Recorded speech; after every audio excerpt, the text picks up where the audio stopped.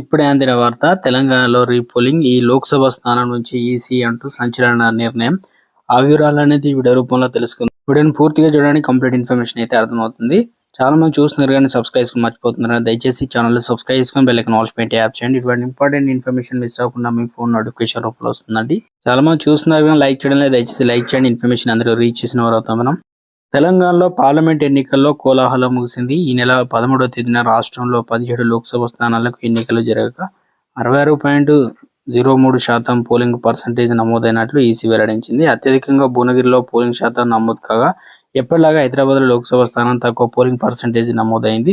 అయితే హైదరాబాద్లో 48% polling percent నమోదైతే అందులో చివరి లాస్ట్ గంటలో ఏకంగా 12% పోలింగ్ నమోదు కావడం హాట్ టాపిక్గా మారింది. ఈ క్రమంలో హైదరాబాద్లో చివరి గంటలో అనూహ్యంగా పోలింగ్ శాతం పెరగడంపై హైదరాబాద్ పార్లమెంట్ బీజేపీ అభ్యర్థి మాధవిలత సంచలన వ్యాఖ్యలు చేశారు. ఆమె మీడియాతో మాట్లాడుతూ హైదరాబాద్ లోక్సభ పరిధిలో ఎంఐఎం రిగ్గింగ్ చేసిందని తీవ్ర ఆరోపణలు చేశారు. స్థానిక అధికారుల సాయంతో ఎంఐ నేతలు ఇష్టానుసారంగా రిగ్గింగ్ చేశారని ఆరోపించారు.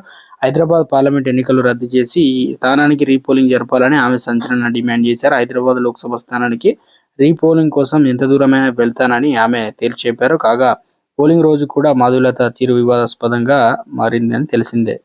హైదరాబాద్లో ఈ లోక్సభ స్థానానికి రీపోలింగ్ కోసం ఎంత దూరమైనా వెళ్తానని చెప్పేసి ఈ రకంగా అనడం. దీనిపైన ఈసీ ఎలాంటి నిర్ణయం తీసుకుంటున్నది ఇంకా వెయిట్ చూడాలి. ప్రస్తుతానికైతే అన్ని సజావుగా జరిగినట్లు, రీపోలింగ్ ఎక్కడ కూడా అవసరం లేదు, తెలంగాణలో ప్రశాంతంగా ఎన్నికలు జరిగినట్లు తెలియజేసింది ఈసీ.